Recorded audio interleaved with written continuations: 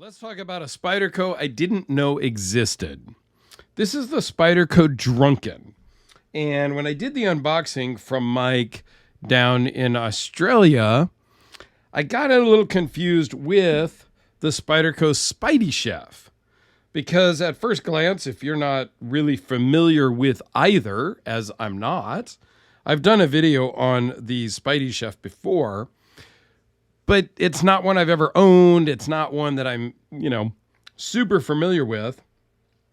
So when I opened up the unboxing, I was confused. I thought this was just a carbon fiber version of the Spidey Chef, but no. This is the Spyderco Drunken. It's a Sinkevich design, whereas the Spidey Chef is a Sleesh design. They are very similar. And I know that probably I'm going to get a ton of comments in the unboxing video about it being wrong, but that's okay. They're both made in Taichung, and they're both they're both very similar. So let's talk about the Drunken today, and we'll talk about the Spidey Chef again afterwards. I've done a video of it before, but this is the the dog paw style, so we'll talk about that in another video.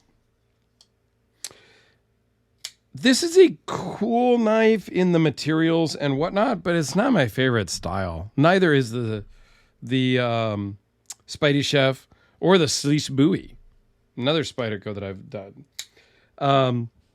Let's dive through the specs really quick first. 4 5/8 closed, 8 inches overall, 3.4-inch blade, 0.023 behind the edge. The blade steel on this one is S90V. Runs on phosphor bronze washers. Weighs in at 3.7 ounces. Very nice look. While I don't appreciate, it's not that I don't appreciate, while I don't love the style of this knife, I really appreciate the details and the fit and finish. So you have a very nice, kind of a tumbled, lightly stonewashed blade. Kind of a mirrored stonewash, if you will. A little bit of marking there, Spyderco, and the blade steel, and a really, really nice textured carbon fiber. So it has the Drunken texture, which we'll see more on the lock side, a blue anodized backspacer, blue anodized hardware, and blue anodized clip. Here is that Drunken texturing that they call it. It's got the same texturing on the carbon fiber side. It's just really hard to see, but you can definitely feel it. Again, not a lot of markings on the back. You've got the Sinkevich design logo and the Taichung factory in Taiwan. Has a steel lock bar insert, which also acts as the over travel stop. And it's just a good looking knife that I don't really love the style of. But that's okay. That's the beauty of the knife community, is there is something for everybody. The handle is very ergonomic. That I cannot lie. And that is one of the reasons why they designed it, because it's a very comfortable, very ergonomic handle. The blade shape is very useful. From an aesthetics point, I don't know. It's not my thing, but it is a lot of people's. And that, again, kind of goes back to my point, kind of my whole point in the knife community. We'll ramble here for a second, because a lot of times people will say, oh, that such and such is an ugly knife. I've heard that the Frank Fisher Battle, when I first got my first one, somebody made a comment that it's the ugliest knife they've ever seen. Okay, to you, but not to me or to the designer. A lot of people don't appreciate the Hellraisers in any configuration, right? Whether it's their production one or their custom one, doesn't matter. People don't like them. It's okay. We're allowed to like anything we want. That's the beauty of the community. The knife hobby, the knife community is we can all like different things. We can all like different actions. We can all like different blade shapes and steels.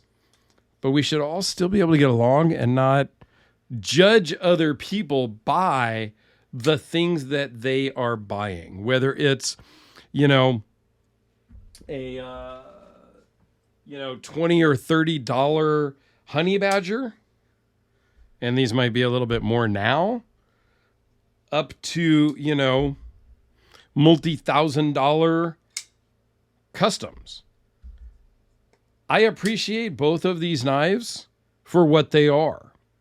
They're different. They have different functions, different missions, and I appreciate both.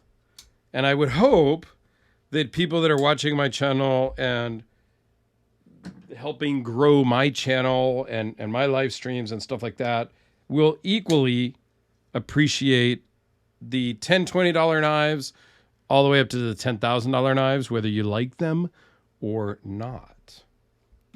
All right, so let's talk about inside. So we've got a carbon fiber scale. On the inside of the carbon fiber, we do have a stainless liner, and there is heavy milling on the titanium lock bar side. It's really hard to get in to see the inset liner on the carbon fiber, but you can kind of see it there with some holes and whatnot. So they did a lot to get some weight savings on this knife. And all in all, it's pretty good. To me, it's just a little odd looking. But hey, it's a cool knife regardless. And it's Spyderco. And I have an affection for Spyderco because they're really what got me into the hobby decades ago, literally. Here it is next to the Spyderco Delica.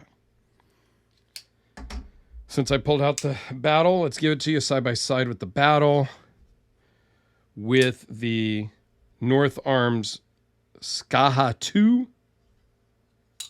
I think we already kind of showed it next to the Spidey Chef, but how about the Hellraiser production version? And the Sharpie, just because it's kind of my thing. Let me know down below your thoughts on the Drunken. Are you familiar with it? Number one, who's heard of it? Who hasn't? Let me know down below. Let's get some conversation going about it because it's not one of the most popular of Spyderco's. And like I said, we will talk more about the Spidey Chef in a future video. Meanwhile, please go check out my Spyderco playlist in the corner.